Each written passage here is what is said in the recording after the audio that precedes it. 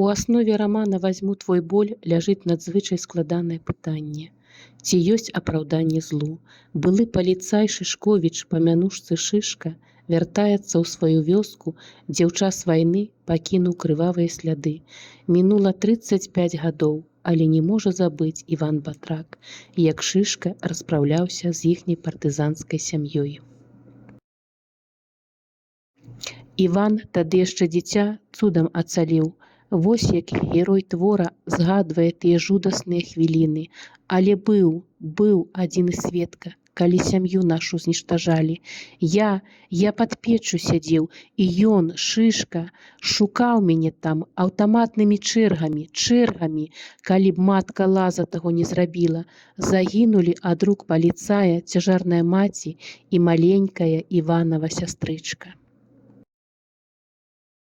Пісьменнік завастрае ў творы праблему памяці, праблему чалавечай душы, скалечанай вайной. Ён жа забіваў дзяцей. Людзі, няўжо вы не знаеце, ці забыліся? Такім пранізлівым болем заходзіцца Іванава душа, у якой успыхвае нянавісць. Узнікае жаданне адпомсціць забойцу родных яму людзей. Іван Батрак і маральна, і псіхалагічна не можа дыхаць адным паветрам з Шышковічам, адчувае, што ніколі не даруе яму учыненага злачынства. Былы паліцай сустрэў смерць ад Іванавай жонкі Таісы, якая, здзейсніўшы такі суровы, жорсткі ўчынак, забрала боль блізкага чалавека. Хоць Таіса ведае, ёй трэба будзе адказваць. Іван Шамякін сваім раманам сцвярджае: памяць адказная.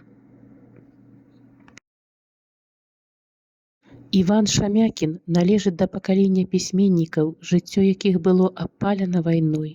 Магчыма, па гэтай прычыне большую частку сваіх твораў ён прысвяціў падзеям вайны.